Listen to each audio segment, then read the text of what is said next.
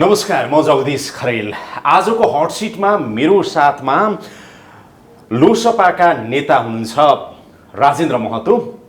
लोकतान्त्रिक समाजवादी पार्टी अहिले के गरिरहेको छ, स्थानीय चुनावको समीक्षा कसरी गरिरहेको छ, मन्त्री परिषदमा मन्त्रीहरूको हेरफेरको चर्चा चलिरहेको छ सरकारमा। त्यति मात्र होइन, सरकारी परिवर्तन हुन्छ कि भन्ने पनि हल्लाहरू आइरहेका छन्। स्थानीय तहको चुनाव सकिए लगत्तै अब प्रदेश र संघीय संसदको चुनाव हुने सन्दर्भमा अब कोसँग कसको गठबन्धन कसरी हुन्छ भन्ने अर्को चर्चाको विषय छ। यी सबैमा केन्द्रित रहेर लोकतान्त्रिक समाजवादी पार्टी चाहिँ के गर्दैछ, के सोचिरहेछ, कसरी अगाडि बढ्छ, उहाँसँग आज केही सिधा प्रश्नको सिधा जवाफ खोज्ने म कोसिस गर्नेछु। स्वागत छ तपाईँलाई। धन्यवाद। सन्चै हुनुहुन्छ? ठिक छ। सबभन्दा पहिला त यो बिचमा तपाईँको पार्टीले, तपाईँहरूले प्रधानमन्त्री शेरबहादुर देउवालाई भेट्नुभयो, सरकारलाई भेट्नुभयो र तपाईँहरूले कति बुँदे माग पनि उहाँहरूलाई राख्नुभयो। त्यो माग सुनवाई हुन्छ भनेर राखेको हो या माग राख्नको लागि राखेको हो, के हो भन्नुहोस् त सिधा। कति बुँदे थियो माग चाहिँ पहिला? त्यसमा 11 बुँदे हो, 11 सूत्रीय हो। किन माग राख्नु भएको? त्यो मुख्य रूपले के हो भने जति बेला यो सरकार बन्दै थियो, शेरबहादुरजीको सरकार बन्दै थियो, त्यति बेला उहाँले हामीसँग समर्थन माग्नु भएको थियो। अनि त्यति बेला हामीले भनेका थियौँ कि योभन्दा पहिले केपी ओलीको सरकारमा पनि हामी सहयोग समर्थन गरेका थियौँ, सहभागिता नै भएको थियो। तपाईँ 17 दिन मन्त्री हुनुभयो, 17 कि 18 दिन? हजुर। त्यसमा चाहिँ हामी खास गरेर केही माग मुद्दाकै लागि नै केपी ओलीको सरकारमा हामी सहयोग समर्थन सहभागिता जनाएका थियौँ। त्यसमा कतिपय मुद्दाहरू अगाडि बढेको थियो, कतिपय मुद्दाहरू बाँकी थियो। अनि हामीले शेरबहादुरजीलाई के भन्यो भने समर्थन त हामी माग मुद्दाकै आधारमा गर्ने हो, तपाईँले पनि माग मुद्दाको आधारमा गर्न सकिन्छ, तर माग मुद्दाको सन्दर्भमा तपाईँको दृष्टिकोण भन्नु पर्यो। अनि उहाँले विगतका सरकारले जति गरेका छ त्यसलाई अगाडि हामी बढाउँछौँ र यी माग मुद्दालाई हाम्रो सरकारले पनि अगाडि बढाउँछ, सम्बोधन गर्छ भनेर भन्नुपछि हामीले उहाँलाई समर्थन गरिदिया हो। समर्थन गरिदिइसकेपछि केही पार्लियामेन्टसँग सम्बन्धित सवाल थियो, जस्तै नागरिकता सम्बन्धी सवाल थियो। त्यो चाहिँ बाबुआमा नेपालको नागरिक तर सन्तान चाहिँ नागरिकता नपाइरहेको अवस्था, त्यो कानुनको अभावमा अब त्यो विधेयक ल्याउनु पर्ने संसदमा। केपी ओलीको सरकारमा पार्लियामेन्ट नभएकोले अध्यादेश हामी जारी गराएका थियौँ त्यो सरकारबाट, तर अदालतबाट त्यो रोकिया थियो। अदालतले चाहिँ कानुन बनाएर नै गरौँ भनेर भनेको थियो। त्यसैले त्यो संसदबाट तपाईँको सरकारले यो नागरिकता सम्बन्धी बिल ल्याउने भनेर हामीले भनेका थियौँ। अनि उहाँले ल्याउँछु भनेर भन्नुभएको थियो, तर त्यो विगतको संसदमा एमालेको अवरोधको कारणले त्यो चाहिँ बिल आउन सकेन। र यो बजेट सेसनमा पनि अब त बजेट प्रस्तुत पनि भइसक्यो, पास हुने अवस्था आइसक्यो। अहिले पनि छाँटकाँट हामी देखिरहेका थियौँ। के हो यो चाहिँ खालि समर्थन लिने अनि माग मुद्दालाई सम्बोधन नगर्ने भनेपछि त्यो हामी सम्झाउन गएका थियौँ। अस्ति हाम्रो पार्टीको डेलिगेसनले चाहिँ के भन्नुभयो प्रधानमन्त्रीले? यी जे कुराहरू तपाईँले सकार्नु भएको थियो त्यो कुरा गर्नु पर्यो भनेपछि उहाँले चाहिँ यो सेसनमा, यो के अरे अधिवेशनमा, यो बजेटपछि हामी त्यो नागरिकता सम्बन्धी खास गरेर जुन बिल हो त्यो हामी संसदमा ल्याउँछौँ भनेर भन्नुभयो। सरकारले नागरिकता सम्बन्धी विधेयक संसदमा फेरि ल्याएर ऐन बनाउने प्रक्रिया अगाडि बढाउँछु उहाँले बिल्कुल भन्नुभएको छ। त्यस्तै यही अधिवेशनमा त्यो हामी सम्झाउन गएका थियौँ र उहाँले फेरि वचन दिनुभयो यही सेसनमा हामी गर्छौँ। लाखौँ नौजवान त्यो पृष्ठभूमिमा नजाउँ, यो तपाईँहरूले पटक पटक उठाएको यो विषयमा चर्चा भइसकेको छ। र अर्को चाहिँ माग मुद्दाको सम्बन्धमा यो विगतका आन्दोलनमा, मधेस आन्दोलन, थरुवाट आन्दोलन लगायतका आन्दोलनहरूमा सरकारी पक्षबाट झुठा मुद्दाहरू कार्यकर्तामाथि लगाइदिएको छ। त्यो मुद्दा सन् 139 कार्यकर्तामाथि लगाइएको मुद्दा विगतको केपी ओलीको सरकारले फिर्ता लिएको थियो। अझ पनि ती मध्ये कतिपय मुद्दाहरू अझ प्रक्रियामा लगेर त्यो चाहिँ मुद्दा फिर्ता गर्नुपर्ने, बन्दी रिहाई गर्नुपर्ने लगायतका कुराहरू छन्। त त्यो सन्दर्भमा पनि हामी कुरा उठाएका के थियौँ। भन्नुभयो प्रधानमन्त्री? त्यो जस्तो सम्बन्धमा रेशम चौधरी लगायतको चाहिँ उहाँहरूलाई अब रिहा रेशम गर्नुपर्यो भन्ने चौधरी सम्मको छ। रेशम अब त्यो चौधरीको सम्मको के भन्नुभयो रेशम प्रधानमन्त्रीले? चौधरीको त अदालती प्रक्रियामा भएकोले अदालती प्रक्रिया अनुसार नै टुङ्गिन्छ भन्ने कुरा हो। र बाँकी सवालहरूलाई जुन कानुनी प्रक्रियाबाट टुङ्ग्याउनु पर्ने हो, जसरी केपी ओलीको सरकारले 139लाई प्रक्रिया पुर्याएर टुङ्ग्याएको थियो, त्यसरी नै अझ पनि टुङ्ग्याउनु पर्ने अवस्था छ। त्यो प्रक्रियालाई जो रोकिएको छ त्यसलाई हामी अगाडि बढाउँछौँ। बिचमा गृह कार्य त भएको हो तर अगाडि बढ्न सकेन। त्यो चाहिँ उहाँले यी मुद्दा मामलाको कुरा पनि कानुनले अगाडि बढाउने टुङ्ग्याउनेतर्फ हामी अगाडि बढाउँछौँ भनेर वचन दिनुभयो। त्यसबाहेक लगायत जनजीविकाका लगायतका छन् 11 मुद्दामा। अब मेरो प्रश्न चाहिँ यति त व्याख्या गरि नै हाल्नुभयो, तपाईँहरू चाहिँ कतिको आश्वस्त हुनुभयो प्रधानमन्त्रीले गरेको प्रतिबद्धता यही अधिवेशनमा अथवा यही 5-6 महिना बिचमा चाहिँ प्रधानमन्त्रीले अथवा सरकारले पुरा गर्नुहुन्छ भन्ने कुरा? अब एउटा त हामीले जसरी वचन दिएको हुनलाई त यी सरकारहरू वचन दिन्छ पुरा गर्दैन। तपाईँ हेर्नु भने दर्जनौँ एग्रिमेन्टहरू नजाउँ न, मैले यो प्रश्नमा अब यो यसमा चाहिँ हामीलाई के विश्वास दिलाइएको भने नागरिकता सम्बन्धी बिल यो सेसनमा आउँछ। अझ यो बजेट पास हुने बित्तिकै त्यो चाहिँ विधेयक आउँछ संसदमा र त्यो पारित गराइन्छ र त्यो चाहिँ नागरिकताविहीन नौजवानहरूलाई ऐन बनाइन्छ नागरिकता सम्बन्धी भन्ने कुरामा उहाँले बिल्कुल त्यो उहाँले तपाईहरु विश्वस्त हुनुभएको छ, आशावादी हुनुहुन्छ? आशामा त दुनियाँ टिकेको छ त आशा त गर्ने आशा कति? जस्तो केपी ओलीसँग जति सहकार्य गर्न तपाईहरुलाई तालमेल गर्न अथवा वार्ता गर्न विगतमा अथवा प्रतिफल निकाल्न जति सजिलो भयो अघिल्लो केपी ओलीको पालामा, देउबाको पालामा त्यति सजिलो होला या नहोला भन्ने त्यति बेला त हामी सरकारमै सामेल भएकोले हामी गरायौँ। अहिले सरकारबाट बाहिर बसेर समर्थन गरिरहेको हो र दबाब बनाउनु खोज्या हो। तपाईँ समर्थन लिएपछि यो गरिदिनुपर्छ भनेपछि उहाँले गर्छु भन्ने भन्नुभएको। उहाँले सहयोग गर्नु पर्यो, मलाई सँगै जाउँ सँगै अगाडि बढौँ भन्ने पनि कुरा गर्नुभयो तपाईँलाई? त्यो पनि कुरा गर्नुभएको छ। त्यो एउटा कुरा बताइदिनुहोस् न, सँगै जाउँ भनेर प्रधानमन्त्री शेरबहादुर देउवाले भनेको मतलब चाहिँ अब सँगै सरकारमा पनि आउनुहोस् भनेको हो? त्यो प्रष्ट रूपमा सरकार सम्बन्धी त त्यस्तो औपचारिक रूपमा प्रस्ताव आएको छैन, तर सँगै जानुपर्छ त्यस्तो चाहिँ भन्नुभयो। होइन, सँगै जाउँ भने सिनेमा हेर्न जाउँ भने त होइन नि।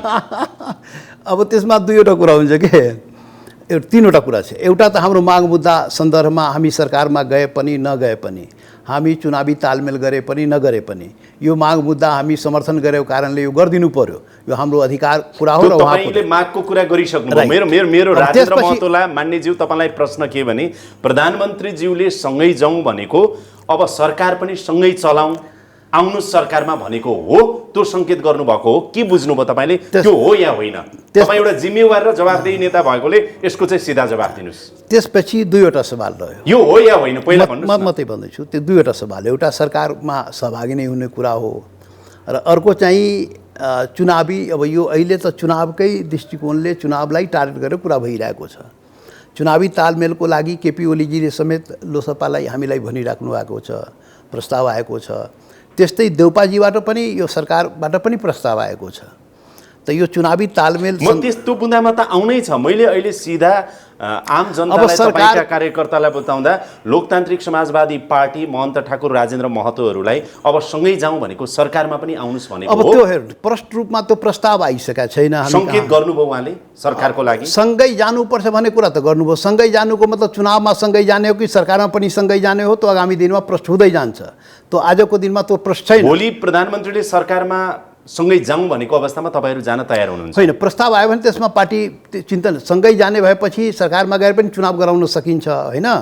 सरकार बाहिर सरकारमा जानको लागि तपाईँहरू तयार हुनुहुन्छ? प्रस्ताव आयो भने यो बिल्कुल गठबन्धनसँग सम्बन्ध राख्छ। मैले बुझेँ गठबन्धनमा आउनै छ सर। मैले अहिले सोधेको चाहिँ शेरबहादुर देउवाले यदि सरकारमा अब लोकतान्त्रिक समाजवादी पार्टी पनि आउनु पर्यो, राजेन्द्र महतोहरू तपाईँहरू मान्यज्यूहरू ठिक छ, तपाईँहरू तयार हुनुहुन्छ? त्यो प्रस्ताव आयो भने पार्टी त्यसमा चिन्तन गर्छ, सोच्छ। किनभने आगामी निर्वाचनलाई दृष्टिगत गरेर हामी गठबन्धन कोहीसँग गर्ने हो?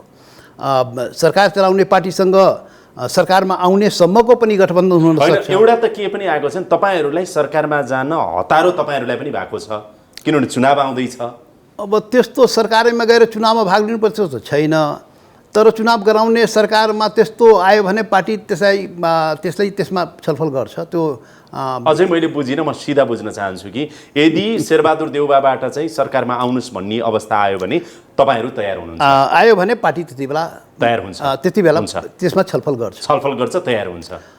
अब हेर्नुहोस् अब के अब दोस्रो बुँदामा जाउँ। त्यो चाहिँ बिल्कुल चुनावी गठबन्धनसँग सम्बन्ध राख्छ। किनभने तपाईँहरूलाई अब यो किन प्रश्न जवाब आउँदैन भने चुनावी तालमेलसँग सरकारको सहभागिता पनि हुन्छ। अहिलेको मैले सरकार होइन, त्यस तालमेल र गठबन्धनमा त म दोस्रो बुँदामा आउनै छ सर तपाईँसँग, तर दुईटै मिलेको छ, जोडिएको छ, बुझेँ। तर मैले अहिले लोसपाको आँखाबाट मात्रै, दृष्टिकोणबाट मात्रै हेर्दाखेरि तपाईँहरूलाई सरकार चाहिएको छ, तपाईँहरूलाई मन्त्री चाहिएको छ। किनभने नेपालमा सरकारमा गएपछि, मन्त्रालयमा गएपछि, मन्त्री भएपछि कमाउन पाइन्छ, पैसा हुन्छ, शक्ति हुन्छ, अनि चुनावमा खर्च गर्न पाइन्छ, धेरै सिट जितिन्छ। त्यस कारणले सरकारमा जानु पर्यो। अब त्यो त ठिकै छ, त्यो विश्लेषण तपाईँको होला आफ्नो ठाउँमा छ। अब त्यसमा पनि चर्चा नेपालमा परिपाटी त त्यही छ हो। त्यो कहाँ बिग्रेको, कसरी नेपाल बिग्रेको त्यसमा चर्चा गरौँला।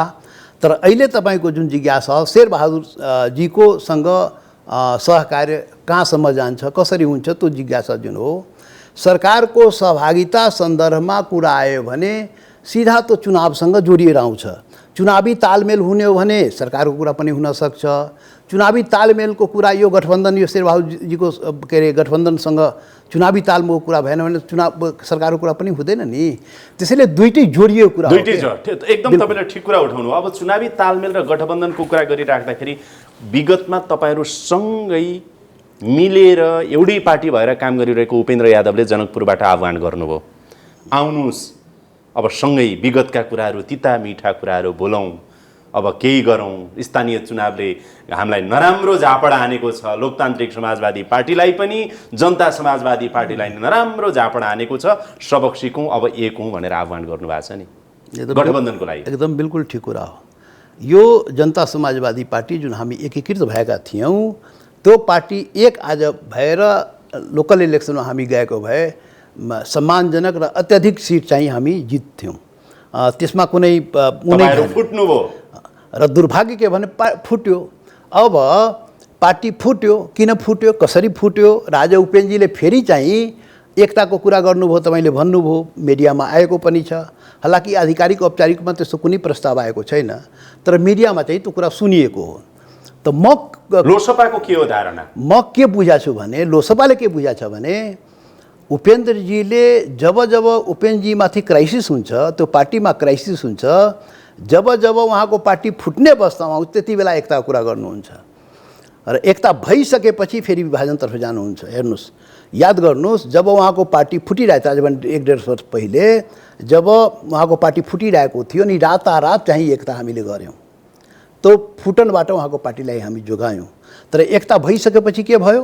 एकता भइसकेपछि पार्टीमा विवाद भयो। अब कुनमा जाने, कुन गठबन्धनमा जाने, कुन सरकारमा जाने, कोसँग जाने लगायतका कुराहरू पार्टीभित्र उठ्यो। त्यति बेला के प्रतिगमन अग्रगमन के कुरा थियो, संविधान संशोधन के भन्छ, संविधान र के भन्छ विघटन लगायतका कुराहरू थियो। त्यसमा मतभिन्नता आयो पार्टीभित्र, एक मत भएन। अब पार्टीभित्र मतभिन्नता हुँदैमा पार्टी फोड्नुपर्ने जरुरी त छैन, विभाजन गर्ने जरुरी त हुँदैन। त्यो पार्टीभित्र छलफल गरेर त्यसलाई हामी तपाईँ आज यो सङ्केत गर्दै हुनुहुन्छ यतिखेर उपेन्द्र यादव र डाक्टर बाबुराम भट्टराई बीच गम्भीर मतभेद छ, त्यो पार्टीमा सङ्कट छ, अनि कार्ड हामीतिर उपेन्द्र यादवले फाल्नुभयो। विगतमा त्यही भएको हो, विगतमा त्यही नै भएको हो। विगतमा उहाँको पार्टी फुट लागेपछि एकता कुरा गर्नु, हामी एकता पनि गरिदियौँ। तर एकता भइसकेपछि फेरि उहाँ कम्फोर्टेबल जोनमा पुगेपछि उहाँले पार्टी विभाजन, निर्वाचन आयोगमा गएर के अरे पार्टी विभाजनको लागि मुद्दा दिएर पार्टी विभाजन गराइदिनु भयो। अहिले पनि उहाँको पार्टी फेरि फुटुको गाडामा पुगेको छ। फेरि पार्टी मिडियामा जुन आइरहेको छ, फेरि चाहिँ त्यहाँ कचिङ्गल भएको छ, पार्टी विभाजनतर्फ गइरहेको छ अरे भन्ने सुन्या हो। अब त्यो विभाजनबाट जोगिन जसरी अस्ति पुरा गर्नुभएको थियो त्यसरी नै कुरा आएको हो कि भनेर त त्यसै लोसपा होइन, उहाँले जसरी सार्वजनिक रूपमा अब एकता गरौँ लोसपा र हामी भनेर आह्वान गर्नुभयो नि, उहाँले गरेको आह्वानमा भोलि औपचारिकता होला, तपाईँहरूलाई अब भेटघाट गर्ने, कुराकानी गर्ने, पत्रचार गर्ने, फोन गर्ने, इमेल गर्ने सारा होला। तर उहाँले गरेको आह्वान चाहिँ लोसपाको लागि सकारात्मक छ या अहिलेलाई तपाईँहरूसँग हाम्रो एकता हुँदैन? त्यो इमानदार अभिव्यक्ति होइन।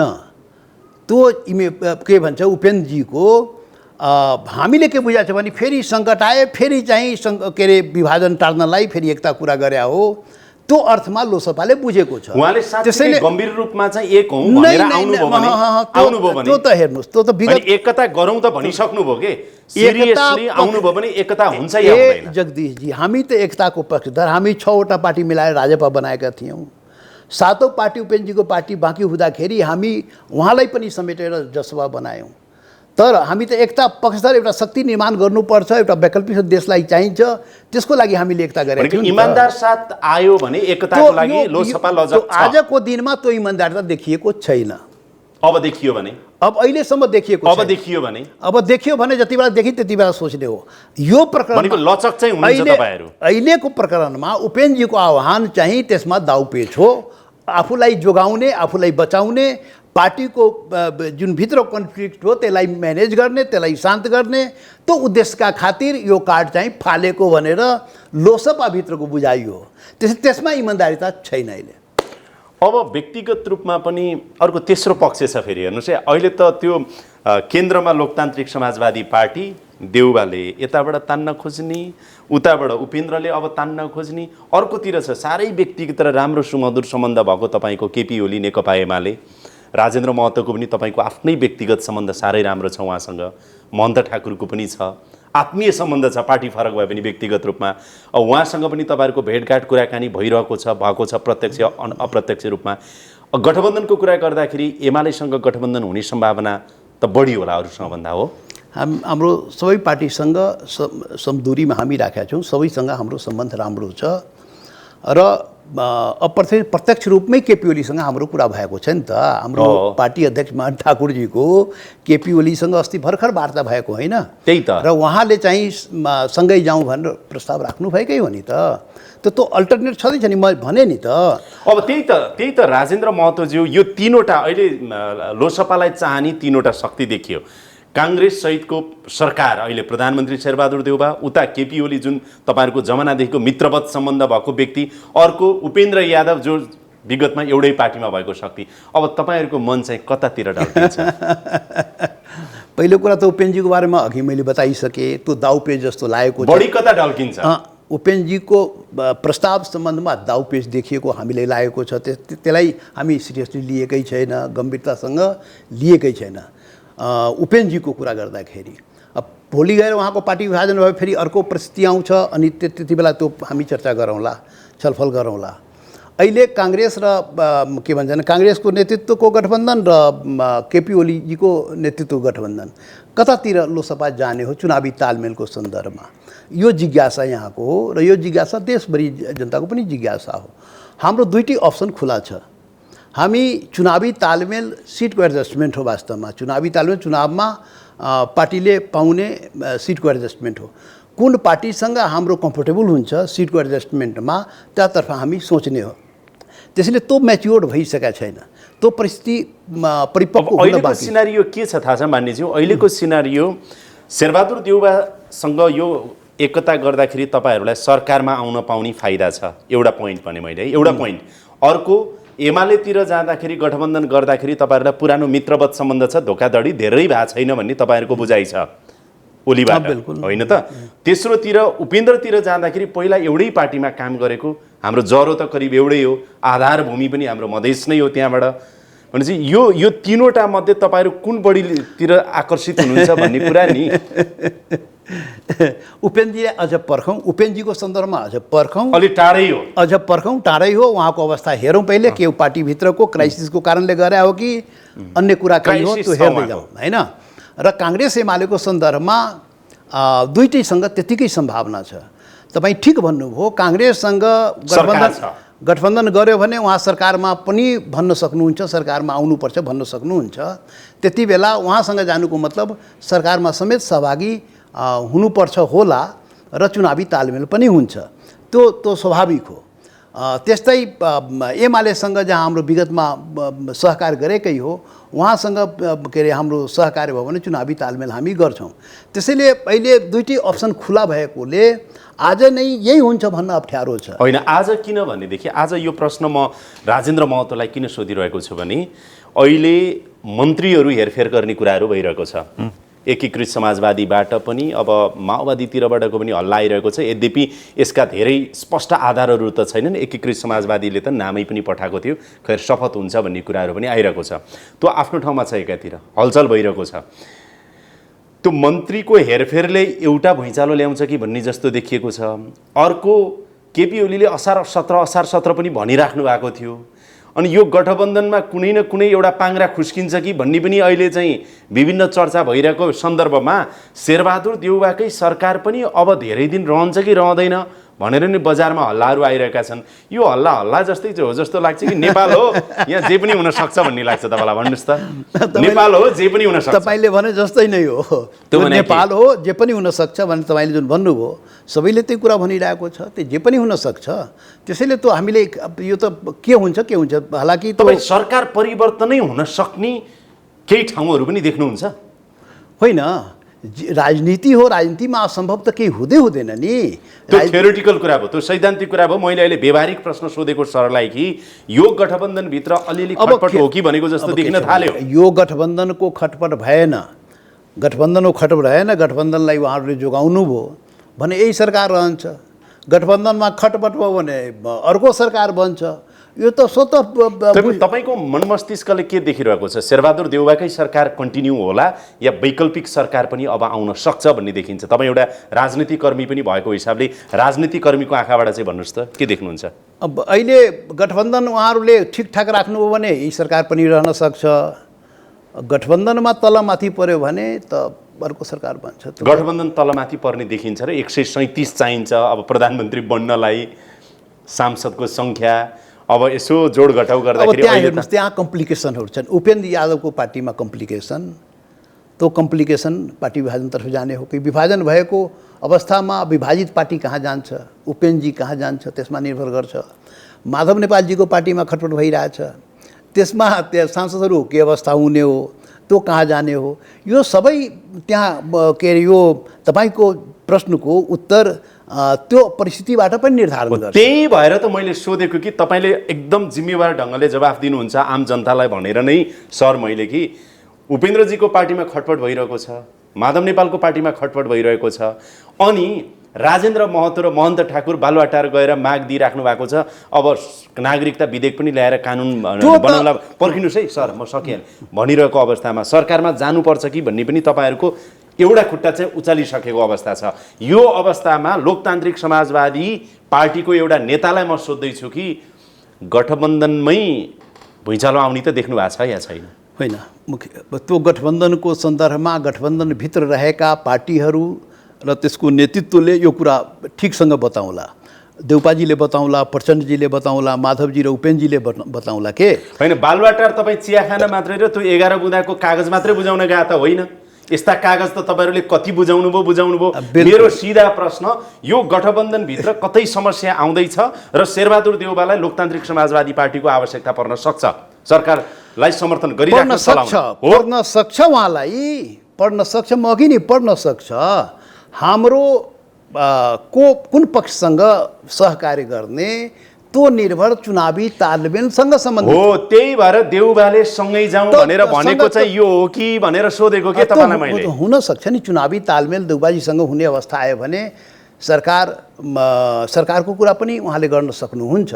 त्यति बेला हामी त्यो कुरा पनि गरौँला। भोलि गठबन्धनमा समस्या आयो भने शेरबहादुर देउवालाई लोकतान्त्रिक समाजवादी पार्टी र राजेन्द्र महतोहरूले साथ दिनुहुन्छ या? त्यो चुनावसँग सम्बन्ध के अरे जोडेर कुरा गर्नुहोस् के, सिट कति दिने सांसदको तालमेल, चुनावी तालमेलसँग सम्बन्ध राख्छ। खालि सरकारमा जाने कुरा आउन सक्दैन, हुन सक्दैन।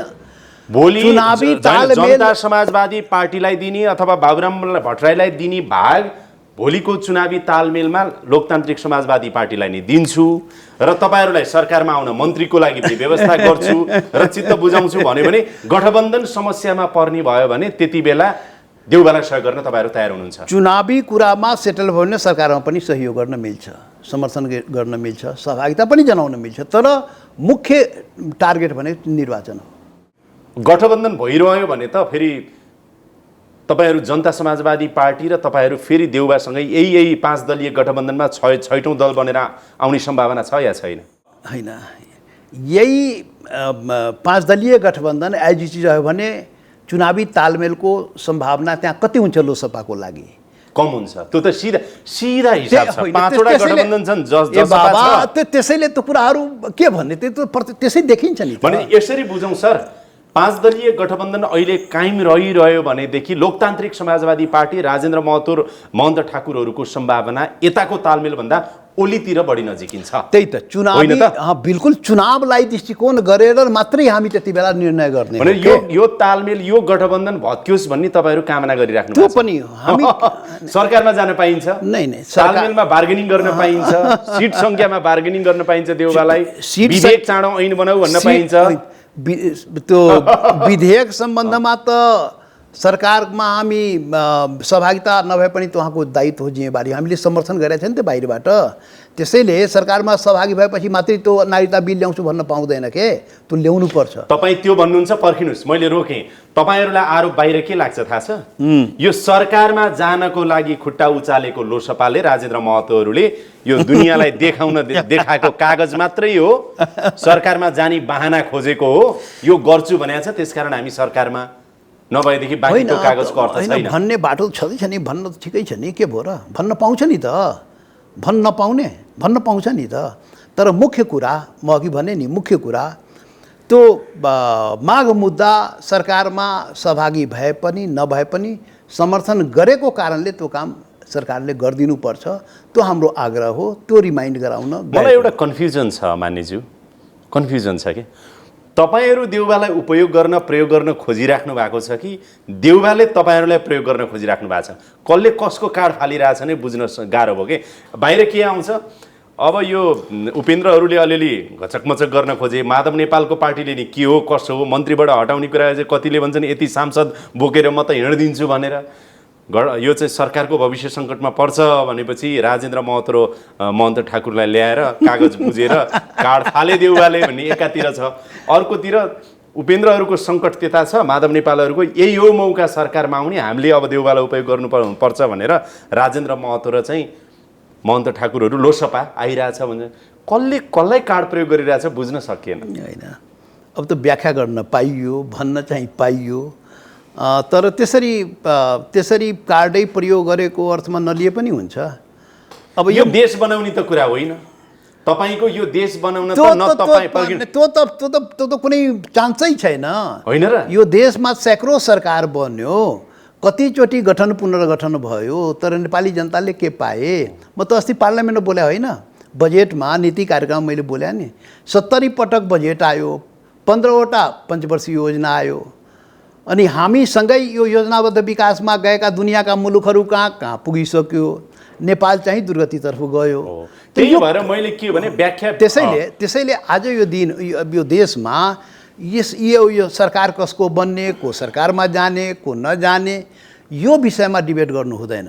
डिबेट के त्यो त नर्मल प्रोसेस त भइरहन्छ। कुनै न कुनै सरकार बनिरहन्छ, हामी गए पनि नगए पनि कुनै सरकार बनिरहन्छ, चलिरहन्छ, भत्किरहन्छ, गठन पुनर्गठन भइरहन्छ।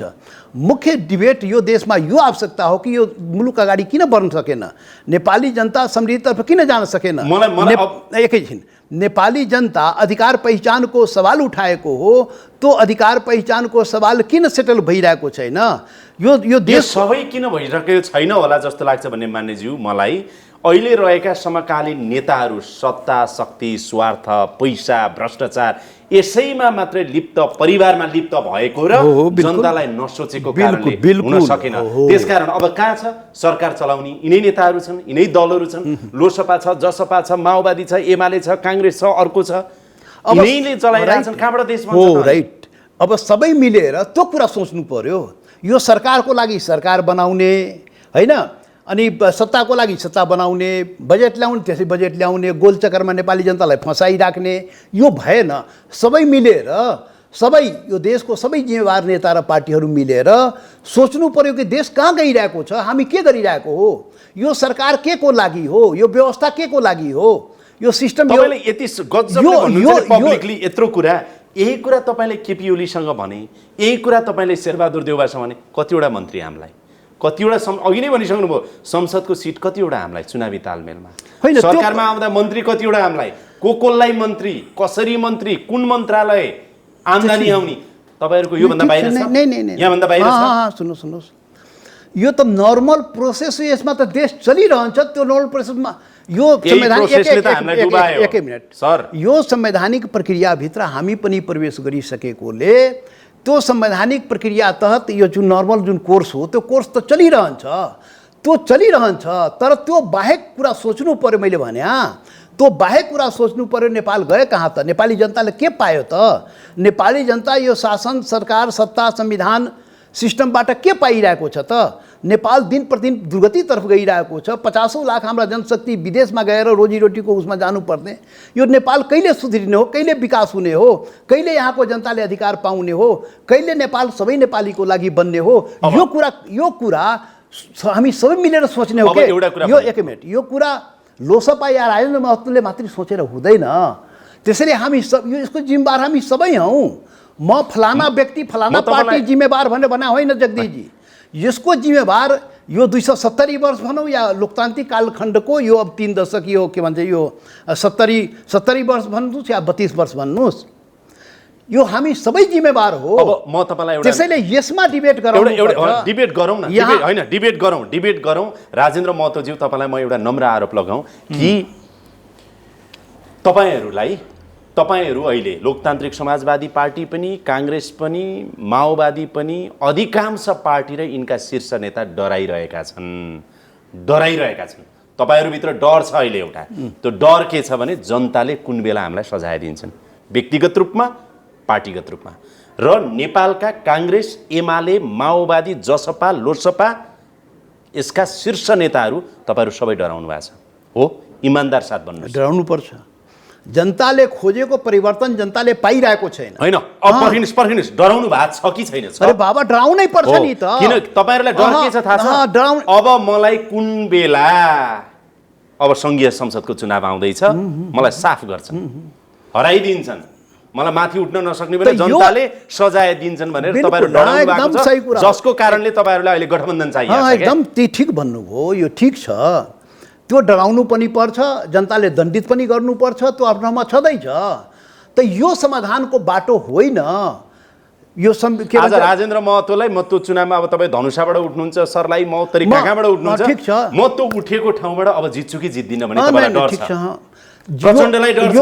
यो सुन्नु जगदीशजी, जनताको यो सरोकारको विषय नै होइन राजेन्द्र महतो कहाँबाट चुनाव लड्ने हो, जित्ने हो, हार्ने हो। मैले तपाईँको कुरा कुन, म आफ्नै कुरा गरिरहेको छु, म आफ्नै कुरा गरेँ नि त।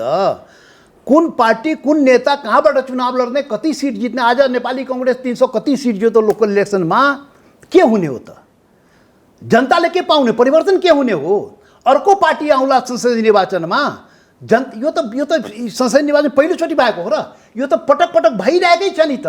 यो त गोल चक्करमा जुन फसेको हो, त्यसबाट देशलाई निकाल्नु। भन्नुस् न, हामीले फसायौँ भन्नुस् के? हामीले फसायौँ एकदम। हामीले मतलब अघिदेखि हामी सबै जिम्मेवार भनिरहेको छु नि त। अब जिम्मेवारको मात्रा कस्तो भने, यो देशको मुख्य शासन सत्ता चलाउने, संविधान बनाउने, मुख्य चाहिँ बागडोर सम्हाल्ने नेतृत्व र पार्टीहरू त्यसको बढी जिम्मेवार हुनुपर्छ। हामी पनि जिम्मेवार हौँ, हामी पनि त्यसै गोल चक्करमा। म एउटा कुरा निवेदन गरौँ तपाईँलाई, भन्नुहोस् न। मैले देशभरिको राजनीतिक दल र शीर्ष नेता तपाईँहरू जस्तो नेताको कुरा गरेँ, अघि तपाईँले स्वीकार्नु भयो हामीले यो गोल चक्रमा फसायौँ, हामी जिम्मेवार हौँ भनेर। मधेसवादी दल जसले मधेसको धरातलबाट अब तपाईँहरू राष्ट्रिय दल बन्नको लागि प्रयत्न गरिराख्नु भएको छ, यो खालको भूमिका हिमाल, पहाड, तराई, मधेस सबैतिर गर्न कोसिस गरिराख्नु भएको छ। आधारशिला तपाईँहरूको पृष्ठभूमि हेऱ्यो भने मधेस, तराई मधेसकै जनताले जनता समाजवादी पार्टीलाई पनि, लोकतान्त्रिक समाजवादी पार्टीलाई नै यसपटक त सजाय दिए नि स्थानीय तहको चुनावमा। दिए नि सर। सबक तपाईँहरूले सिक्नुभयो नि होइन र?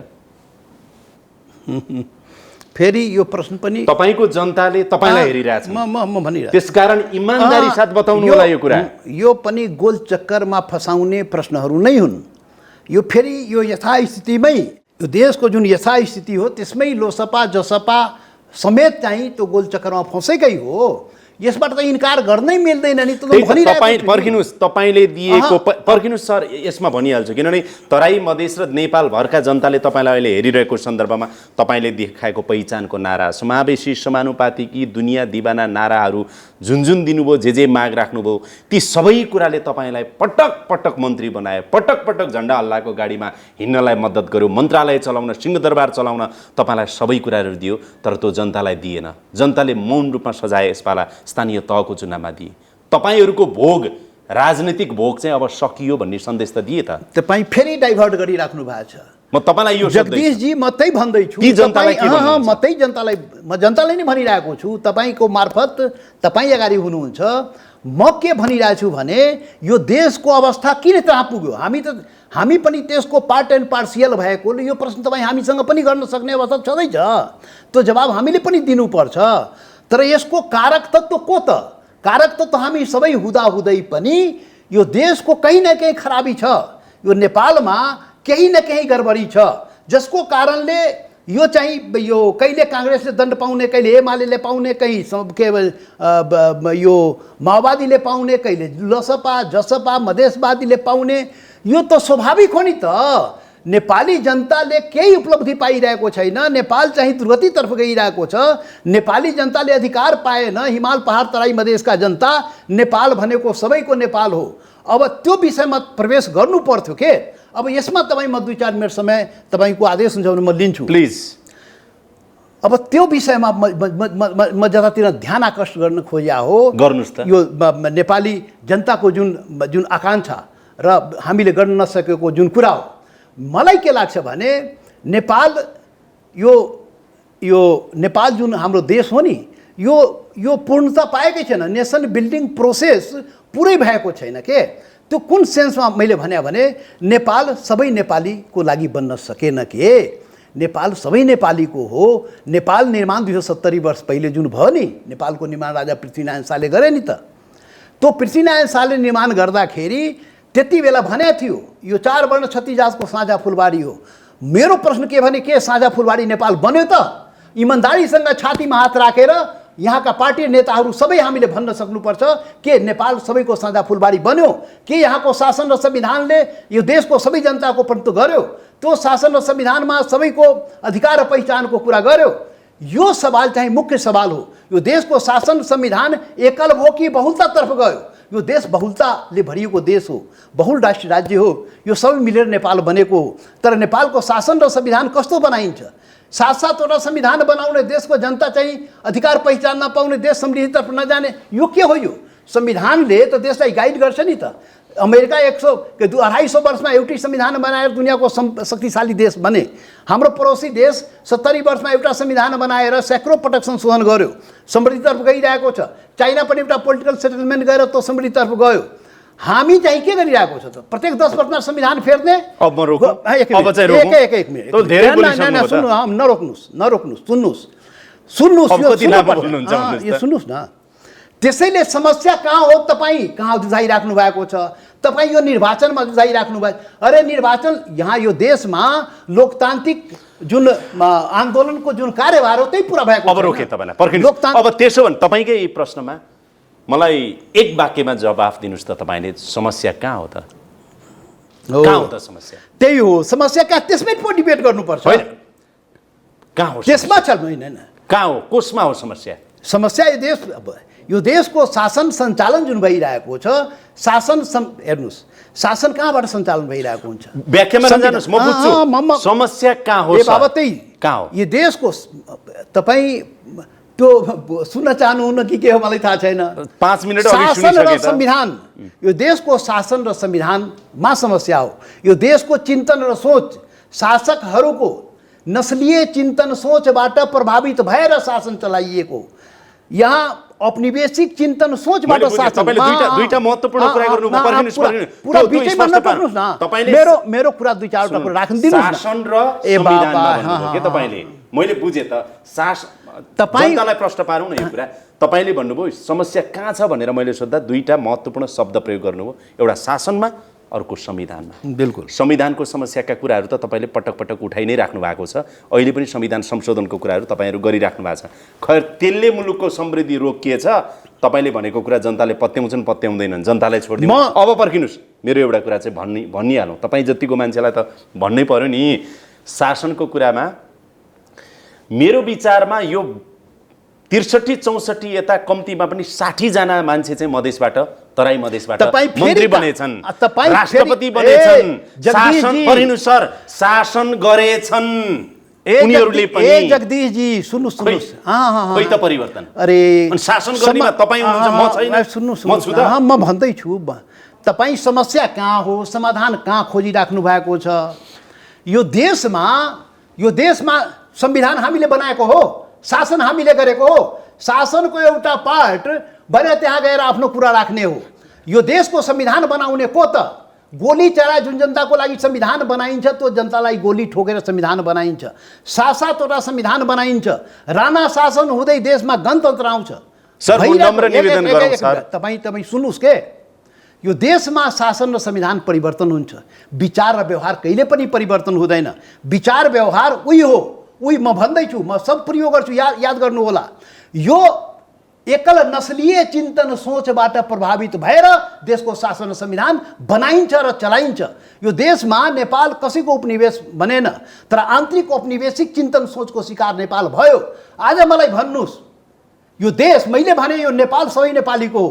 नेपाल भनेको यो 4 वर्ष म एक बीचमा तपाईँ नै इन्टरप्ट गर्नुहोस् के। नेपाल भनेको हिमाल पहाड तराई मधेसमा बस्ने त्यो शेर्पा तामाङ राई लिम्बू गुरुङ भोटे मगर नेवारदेखि लिएर मधेसको मधेसी थारूदेखि लिएर सबैको बाहुन क्षेत्री सबैको देश हो।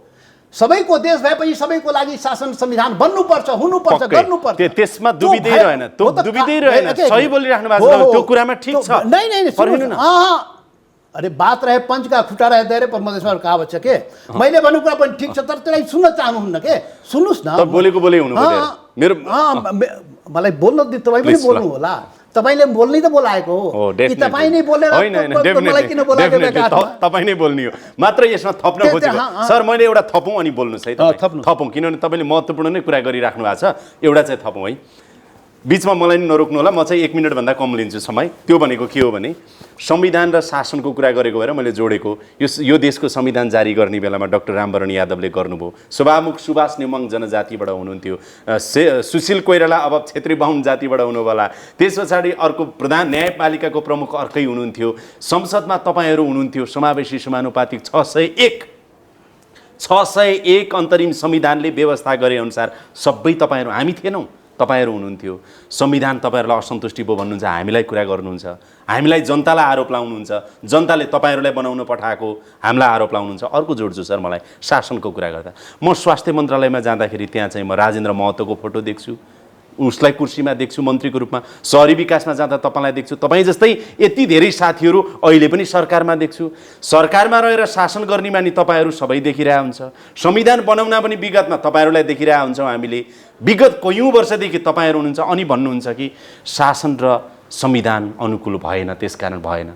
त्यसको जवाफदेही हामी हुने हो र जनता, तपाईँहरू हुने होइन। तपाईहरू नै त्यहाँ हुनुहुन्थ्यो नि, होइन? तपाईँले त मैले भनेकै होइन नि हो जगदीश। कसलाई भनेको त? तपाईँले त यहाँका शासक सम्रान्तलाई भनेको। शासक सम्रान्त भनेको को? रामवरण यादवलाई भनेको तपाईँले? सुभाष नेमाङलाई भनेको? नो सुभाष, सुशील कोइरालालाई भनेको? सुभाष नेमाङ र रामवरण यादवलाई तपाईँ औलाद देखाउन सुशील कोइरालालाई देखाउने? नै अनि कसलाई त? ए बाबा, केपी ओली त तपाईहरुको नजिकको मान्छे। अनि फेरि यो चाहिँ यो भन्छ नि, यो डाइभर्ट गर्ने, यो चाहिँ कारण भनेर मैले जान्न चाहेको मात्रै हो। हैन, यो ढाकछोप गरेर हुँदैन के। अहिले पनि सिधा भन्नु न, अहिले पनि यहाँका भनिराख्नु भएको छ। अहिले पनि यहाँका मिडिया पनि सुध्रिनु पर्यो के। यो चाहिँ बहस नै गर्न नचाहने, अनि जहिले पनि ढाकछोप गर्ने, अनि जहिले पनि रामवरण यादव त राष्ट्रपति भएकै थियो नि त, तिमी पनि अस्ति मन्त्री प्रधानमन्त्री भएकै थियो नि त, यो भनेर के भन्न खोज्या हो? ढाक भनाइको मतलब सबै ठिकठाक गइरहेको हो भन्न खोज्या हो। यो देशको समस्या राजेन्द्र महतो हो त्यो भन्न खोज्या हो, लोसपा जसपा त्यो भन्न खोज्या हो भने मलाई के भन्नु छैन। बिचारा तपाईहरु त के अब झन्डै धुलोमा मिलिसक्नुभयो मधेसबाटै। त्यही त त्यो त जनताले भोग सिद्धि तपाईहरुको भन्न थालिसके। त्यो अर्थमा तपाईँ नलिनुस् न। अरे धुलोमा को मिल्छ को मिल्दैन त्यो समयले बताउने हो। अहिले त केही भएकै छैन नि त, हेर्दै जानुहोस् न।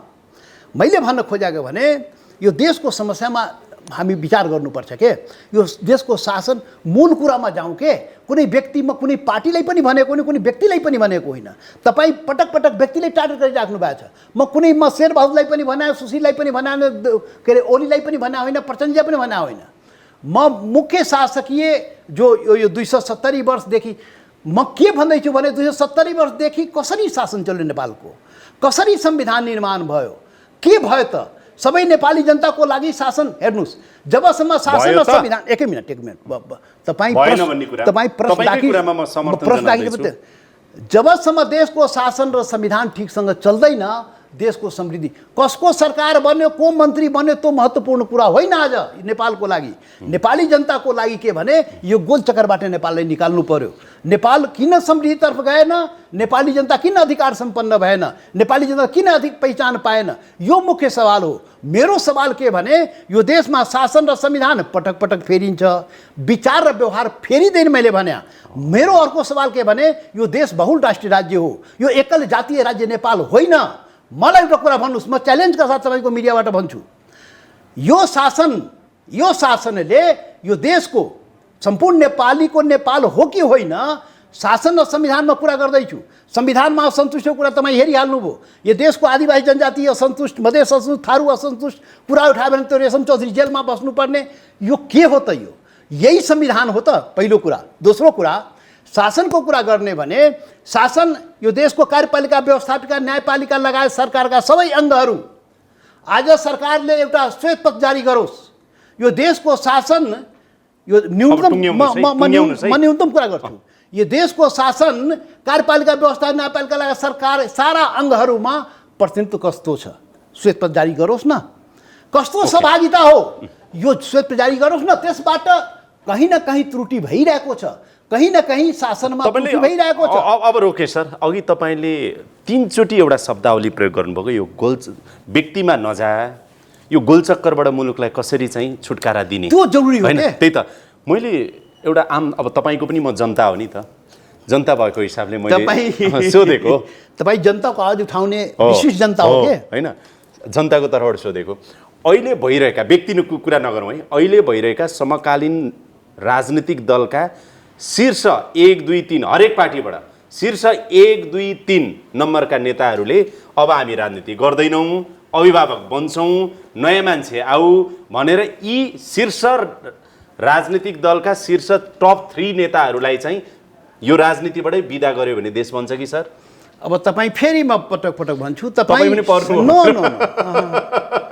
व्यक्तिको सवालै होइन कुन व्यक्ति आयो र कुन व्यक्ति गयो त्यो सवालै होइन यो अहिलेको नेतृत्वले गर्न सकेन बालेन शाह आयो काठमाडौँमा नेपाली जनताले काठमाडौँको वासीले परिवर्तनको सङ्केत दियो तर त्यो परिवर्तन गराउन त बालेन शाह काठमाडौँ फोहोरको कुरा त उठिरहेछ नि त्यो बालेन शाहले त्यो गर्न सकेन भने तपाईँ बालेन शाहलाई आरोप लगाउन मिल्दैन यहाँको सिस्टमले सपोर्ट गर्यो कि गरेन त्यो अहिले बालेन शाहको टिप्पणी नगरौँ त्यसो भए देशको सन्दर्भमा पनि त्यही हो कुनै व्यक्तिलाई रिटायर गरेर यही सिस्टममा यही मानसिकता यही चिन्तन सोच धेरै जनताले त के भन्छन् यी नेता भइन्जेलसम्म यो देश सुध्रिँदैन जनता यसो भन्छ त्यो जनताले त्यो भनेको होइन जनताले यो मानसिकता जबसम्म रहेसम्म नयाँ पिढी आए पनि यही मानसिकता बोकेर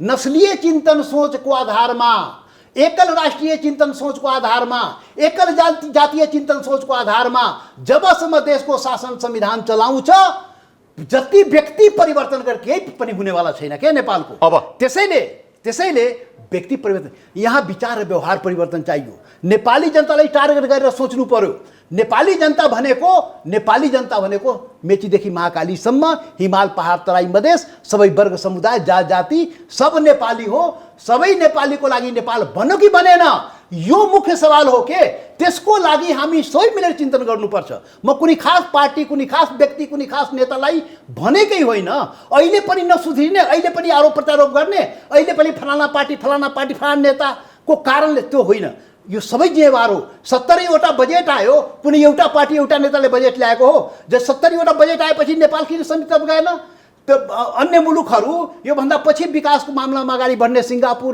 मलेसिया, कोरिया लगायत दुनियाँका मुलुकहरू हेर्नुहोस्, यही अवधिमा 30-40 वर्षमा कहाँ पुग्यो। नेपाल किन दुर्गतितर्फ गइरहेको छ यो कसले सोच्ने हो?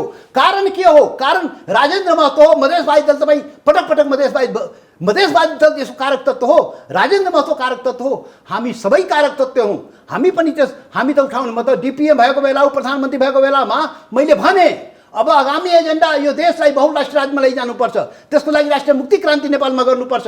यो देशको सबै नेपाली मिलेर, बाहुन क्षेत्रदेखि लिएर त्यो आदिवासी जनजाति मधेसी थारू सब मिलेर यो देशको प्रगति समृद्धिको लागि, अधिकार पहिचानको लागि सबै मिलेर एउटा क्रान्ति गर्नुपर्छ। म त त्यो कुर्सीमा गएर पनि त्यही कुरा गरेको हो, म पार्लियामेन्टमा पनि त्यही कुरा गर्छु, सडकमा पनि त्यही कुरा गर्छु। त हाम्रो औकात अनुसार हाम्रो औकात भनेको उठाउने हो के? अहिले पनि तपाईँको मार्फत नेपाली जनतालाई त्यो समस्याको समाधान कसरी हुन्छ त्यसमा डिबेट चलाउनुहोस्, त्यसमा संसदमा छलफल हो। एक मिनट, संसदमा हामी छलफल गरिरह, मतलब वर्ष के अरे घन्टौँ घन्टा, राष्ट्रपति 2 घन्टा, प्रमुख प्रतिपक्ष नेता 3 घन्टा, हामी घन्टौँ घन्टा छलफल गर्ने, एउटा सत परिवर्तन नहुने। सुन्नु न, एउटा 1 पैसाको बजेटमा हेरफेर नहुने, अनि त्यसले समृद्धि हुन्छ देशको। अनि तपाईँ कहाँ उल्झाउनु खोज्या हो? त्यसै नउल्झाउनुहोस् के, मूल समस्यामा जानुहोस्, नेपाल कसरी बन्छ त्यसमा जानुहोस्। पर्खिनुहोस् है, जाँदा जाँदै मात्रै मलाई यस नोमा बताइदिनुहोस्, अनि म तपाईँलाई बिदा भन्छु। देश त बन्छ नि है, यो व्याख्या नगरिकन नो, यसरी त यो चिन्तन सोच देश बन्दैन। यो गोल चक्करमा नेपालीलाई फसाएर अझ कति दिन शासन गर्ने हो? 104 वर्ष एउटा शासन भयो, त्यसपछि अर्को नसुनिए। अब रोके सरलाई रोके मैले। अनि यो नसुनिए चिन्तन नेपाललाई मुक्ति गर्नुपर्छ के? त्यो चौथो चोटि दोहोऱ्याउनु भयो तपाईँले। अब देश बनाउन के गर्नु पर्यो? जाँदै मिठो स्वरमा जनतालाई बताइदिनुहोस् है। जाँदै एउटा मात्रै उपाय हो, देशको शासन र संविधान सम्पूर्ण नेपालीको लागि बन्नु पर्यो। नेपाल सबै नेपालीको लागि बनाउनु पर्यो। नेपाल एउटा कुनै जातको देश होइन, नेपाल सबैको देश हो। सबै मिलेर यो देश बनाउनु पर्छ। यसरी टुङ्ग्यौँ। त्यसो भए हाम्रो पूर्व राजा पृथ्वीनारायण शाहले भनेको जस्तो 4 जात 36 वर्णको साझा फुलबारी नेपाल हो। यसको अपनत्व सबैले बिल्कुल, म त सम्झिन्छु पटक पृथ्वीनारायण शाहलाई, उहाँले नेपाल बनाउनु दुर्गामी राजा रहेछन्। बिल्कुल, त्यो फेर्नुहोस्, त्यो पनि एउटा 1 मिनट समय दिनु म भन्छु तपाईँलाई। 30 सेकेन्ड। फ्रान्सको राज्य क्रान्ति हुँदाखेरि 3वटा कुरा स्वीकृत भएको थियो, समानता, स्वतन्त्रता र आत्मगौरव, डिग्निटी। त्यो डिग्निटीको कुरा पृथ्वीनारायण शाहले गरेको थियो। नेपालीको साझा फुलबारी भनेको सम्पूर्ण नेपालीको डिग्निटीको कुरा गरेको थियो, स्वदेशवादको कुरा गरेको थियो। हामी कहाँबाट ज्ञान ल्याएर यहाँ अप्लाई गरिरहेछ रे? आफ्नो स्वदेशवादको कुरा कहिले आउने हो? आफ्नो स्वदेशवादको त्यो डिग्निटी आउनु पर्यो, त्यसमा आउनु पर्यो के? म अब बिदा भन्छु। तपाईँले महत्त्वपूर्ण समय दिनुभयो। Thank you so much. धेरै धेरै धन्यवाद। धन्यवाद।